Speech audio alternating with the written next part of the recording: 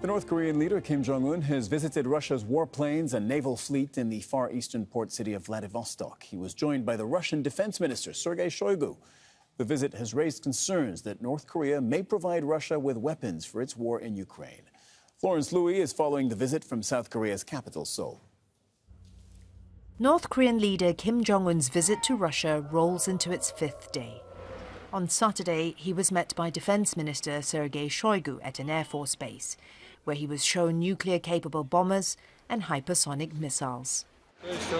It can fly from Moscow to Japan and then back. It carries 12 missiles. This was followed by a tour of a naval base, where he inspected Russia's Pacific Fleet. It may be no coincidence that Kim's itinerary has consisted mostly of visits to defense and military facilities. The North Korean leader has spoken frequently of his intention to modernize his country's fleet of aircraft, ships and submarines. While some analysts are skeptical Russia would part with highly sensitive technology, others say the war in Ukraine has given North Korea the upper hand in negotiations. There are concerns, particularly here in South Korea, that a more powerful Pyongyang could accelerate an arms race and further destabilize the region.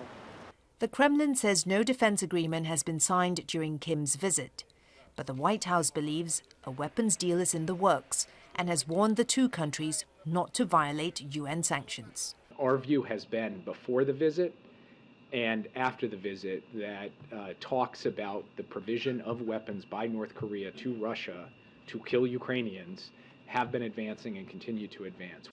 In North Korea, Kim's visit has received widespread coverage. Respected Comrade Kim Jong Un visits Yuri Gagarin Aviation Plant. Respected Comrade Kim Jong Un expressed respect for Russia's fast-developing aviation technology that allows it to outpace potential threats from other countries.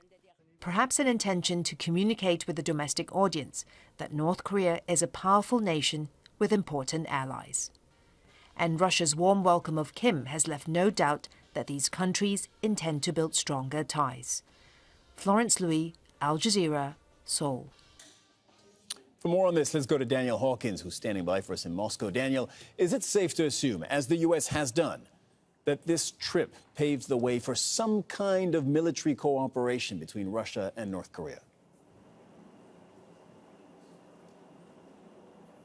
Well, certainly an increase in cooperation in the defence sector has been pretty much admitted by top officials. But really this visit has been about sending a very keen message to the West, a very strong message, and to grab the West's attention, which it's done. These very carefully drip-fed images of Kim Jong Un visiting military facilities, the Navy, the aerodrome, is designed to show that Russia and North Korea are upgrading their relations, not only in the military sphere, but across multiple other spheres mentioned by Vladimir Putin. And they certainly have got the West's attention through these warnings by the West and its allies for North Korea and Russia not to engage in an arms deal, not to break international sanctions.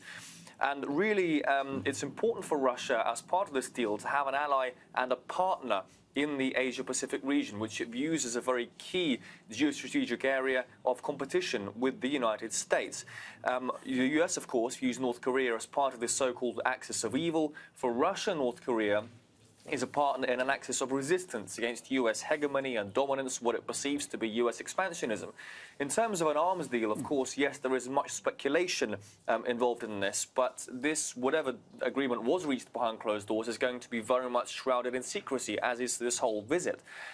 Because, of course, both countries will be keen to avoid the consequences of anything leaking, anything going public. North Korea wanting to avoid extra sanctions. Russia, which has called on states to observe international law, will want to avoid compromising that position. Analysts have said, will any munitions from North Korea, which are old, reliable, be a game changer in Ukraine?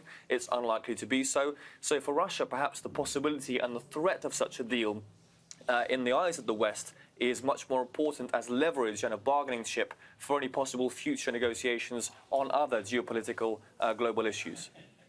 Daniel Hawkins, thanks for that reporting from Moscow.